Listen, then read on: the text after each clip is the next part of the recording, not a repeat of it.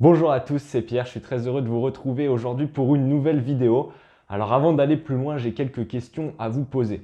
Est-ce qu'aujourd'hui vous souhaitez acheter des actions alors que nous sommes sur des plus hauts historiques sur nos marchés? Les marchés américains, le CAC 40 aussi, dividendes réinvestis. Ou alors est-ce que vous souhaitez acheter des obligations qui vont vous donner un taux d'intérêt réel négatif? Ou peut-être des obligations carrément avec un taux d'intérêt nominal négatif? Est-ce que vous souhaitez acheter peut-être de l'immobilier sur des niveaux qui sont aussi là très élevés, encouragés par les taux d'intérêt justement qui sont très bas sur les dernières années? Si vous avez répondu non à ces questions, eh bien on va voir ensemble ce que l'on pourrait acheter justement pour 2020.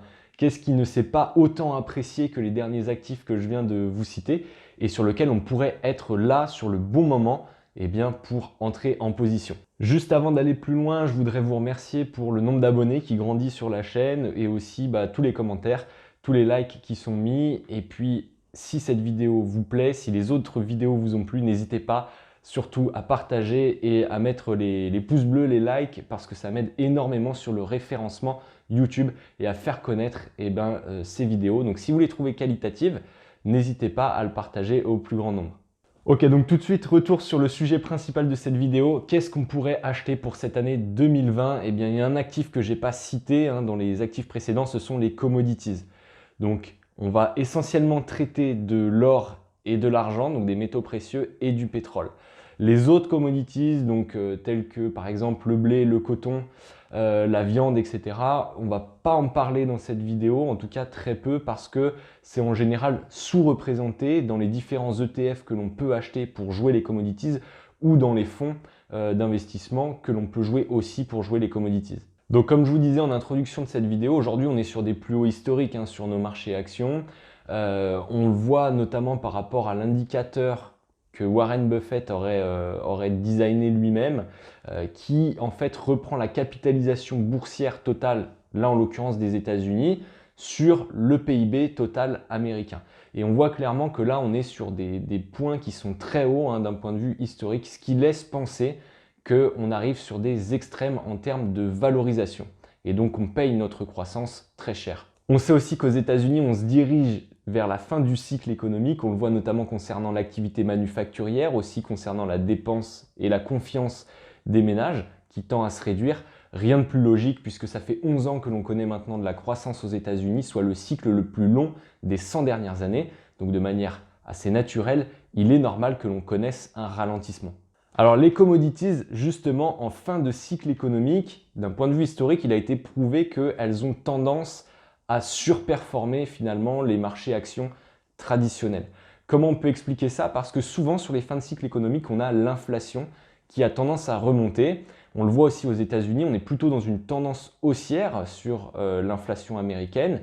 Et ça, c'est un élément hyper important pour les commodities par rapport à deux points de vue. Le premier point de vue, c'est concernant les métaux précieux, notamment l'or et l'argent. Les investisseurs vont avoir tendance à aller se protéger de l'inflation en achetant donc ces actifs qui sont anti-inflationnistes, qui sont déflationnistes, parce que la quantité offerte est finie. Le deuxième effet, qui est la plus mécanique, concernant la devise, à mesure que l'inflation augmente, donc la devise perd de la valeur, et toute chose égale par ailleurs, la commodité qui est cotée dans cette devise, donc là en l'occurrence le dollar américain, aura tendance à s'apprécier à mesure que la monnaie, elle, se déprécie. Les commodities sont aujourd'hui les grands oubliés du rallye action que l'on voit depuis les années 2010. Là, je vous mets donc la capture d'écran d'un indice qui est élaboré par Goldman Sachs, donc un indice sur les commodités. Et on voit qu'on est aujourd'hui sur des plus bas historiques par rapport à la valorisation totale du S&P 500. Donc on arrive sur des extrêmes qui ont lieu donc souvent en fin de cycle économique, qui donnent lieu à des rattrapages qui sont assez brutaux. Et c'est ce qui va nous intéresser justement parce qu'on sait que les rattrapages du prix des commodités vont très vite et interviennent en général sur une année et demie. J'avais fait donc des vidéos spécifiques sur l'or et l'argent que je remettrai en description, sur les facteurs qui pourraient vraiment faire progresser ces deux actifs de manière très importante. L'aspect le plus important à retenir, c'est qu'aujourd'hui, on a des taux d'intérêt réels qui sont négatifs. On le voit très bien, par exemple, avec les obligations qui offrent un taux d'intérêt donc qui est moins important que l'inflation. Donc on perd de l'argent finalement à prêter à des États, à des institutions qui empruntent sur les marchés. Et puis aussi, on a l'exemple des livrets type livret A, où là, c'est l'exemple qui parle à tout le monde, où on perd de l'argent d'un point de vue réel. Aujourd'hui, concernant les taux d'intérêt, on est dans une situation similaire à la fin des années 70, où entre 1976 et 1980, l'or avait progressé de 850%. Le fait qu'on ait des taux d'intérêt réels négatifs. Aujourd'hui, est-ce que on va aller sur une augmentation de l'once d'or dans les mêmes proportions? C'est difficile à dire, mais pour l'instant, on est clairement dans une tendance haussière de l'or. Depuis ma dernière vidéo donc sur l'or, c'était il y a 6 semaines, l'or a pris 7%. Donc clairement, il y a une appétence des investisseurs pour aller se protéger de l'inflation. Il y a un élément aussi très important concernant l'or et l'argent, c'est que les banques centrales du monde cherchent à dédollariser leur bilan, à sortir du dollar en allant acheter de l'or physique. C'est particulièrement vrai donc pour les banques centrales de Chine, de Pologne, également de Turquie. Il y a un élément aussi qui est super important concernant les métaux précieux, sur le sentiment qu'a le marché et les professionnels par rapport à ces marchés donc des métaux précieux. On voit que ce qu'on appelle les commercials, donc les gens qui ont pour activité d'exploiter les mines d'or et de vendre de l'or, essentiellement cherchent à se couvrir aujourd'hui sur les marchés des futurs et des options, et donc sont plutôt vendeurs. Ça peut paraître contre-intuitif, mais on sait que dans le passé, quand on atteint une certaine proportion de position vendeuse de la part de ces commercials, et ben en fait, ça inclut une hausse à venir dans une période de temps assez restreinte. Voilà, donc ceux qui aiment l'analyse technique, donc regardez les graphiques pour essayer de prédire quel va être le futur prix, et bien sur l'or et sur l'argent, il y a de quoi faire en ce moment. On a des signaux qui sont vraiment très propres et qui nous laissent penser qu'on s'oriente vers une tendance long terme haussière sur ces deux métaux précieux. En introduction de la vidéo, je vous ai parlé du fait qu'on allait aborder l'or et l'argent, mais aussi le pétrole. Alors le pétrole, c'est un petit peu plus compliqué que pour l'or et l'argent,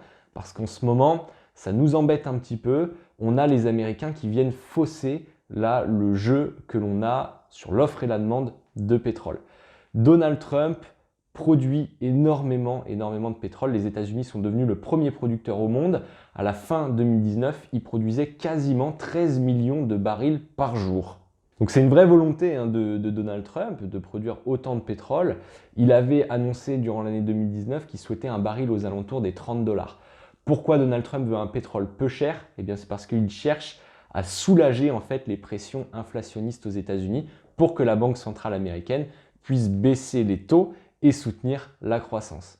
Donc les États-Unis produisent énormément de pétrole, viennent perturber l'équilibre offre-demande. C'est pour ça qu'on a un pétrole qui ne s'apprécie pas beaucoup ces derniers temps, même si sur l'année 2019, on a eu une très bonne année de la part du pétrole, mais il partait aussi d'un point très bas, donc il y a un effet de base qui joue à ce niveau-là.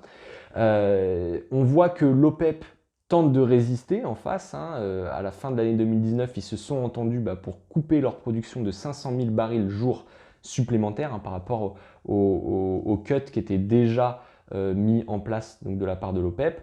Ils ont réduit donc l'OPEP 1,7% de la production mondiale à ce stade. Donc eux cherchent évidemment à soutenir les prix plutôt à la hausse. Qu'est-ce qui pourrait faire qu'on ait le pétrole donc, qui augmente en termes de prix et qui vienne donc soutenir tout le segment là des commodities? Eh bien, c'est encore une fois les taux d'intérêt. Pourquoi? Parce que les États-Unis produisent beaucoup de pétrole de schiste, ce qui coûte quand même assez cher à produire, et on voit qu'il y a beaucoup d'entreprises qui survivent aux États-Unis grâce aux taux d'intérêt très bas, qui arrivent à emprunter dans des conditions extrêmement favorables.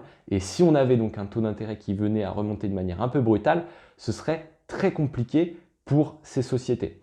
On voit d'ailleurs que ça a déjà commencé à s'amorcer. Il y a beaucoup de faillites de la part de ces entreprises-là. Sur l'année 2019, entre mai et septembre, on a eu 27 faillites d'entreprises dont le métier est l'exploitation du pétrole de schiste. On sait que les banques aussi ont de plus en plus de mal à aller financer ce type d'infrastructure d'un point de vue moral. C'est vrai que les clients sont plutôt attachés au fait que les investissements soient aujourd'hui éco-responsables Et il y a de plus en plus de banques qui refusent de subventionner le secteur pétrolier ou le secteur du charbon par exemple. La structure de ces sociétés, elle est donc extrêmement fragile, hein. À partir du moment où on va couper le robinet des subventions finalement, parce que c'est de la subvention déguisée, ça va être très problématique. Donc les analystes s'attendent en fait à ce que l'année prochaine, on ait beaucoup plus de fusions et d'acquisitions de la part de ces structures-là pour qu'elles puissent finalement se recapitaliser. Alors le problème, c'est que les fusions et les acquisitions, ça fonctionne essentiellement via ce qu'on appelle du LBO. Donc c'est là aussi un environnement aujourd'hui qui est favorable pour ce type d'opération, mais que si on a une remontée donc des taux à venir, avec une inflation qui a tendance à augmenter en fin de cycle, je vous le rappelle, eh bien ce type d'opérations de LBO seront beaucoup plus problématiques et quasiment impossibles. Donc là encore, les analystes ils estiment qu'on a entre 30 et 40 milliards de dollars qui sont à risque aujourd'hui dans cette industrie en termes de dette. Donc évidemment, c'est ce qu'on appelle du high yield, donc de la dette qui est très risquée. Et les facilités donc, de crédit octroyées à ce type de structure devraient baisser en 2020 entre 15 et 20%, hein, selon là aussi les analystes. Alors, je sais que les analystes, on leur reproche aussi beaucoup de choses parce qu'ils n'ont pas toujours raison évidemment, et même loin de là. Mais on a quand même la Banque fédérale de Dallas qui, dans son dernier rapport, s'est rendu compte que les banques prêtaient moins à ce type de société, à ce type d'infrastructure, donc de pétrole de schiste, et ont réduit l'effet de levier octroyé à ce type de société.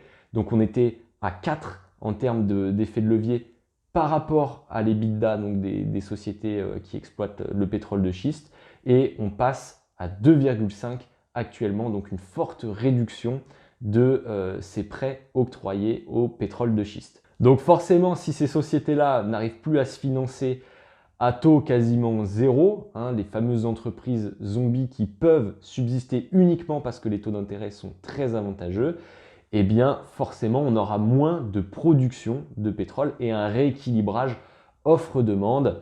Et là on verra donc le pétrole s'apprécier sur les marchés internationaux.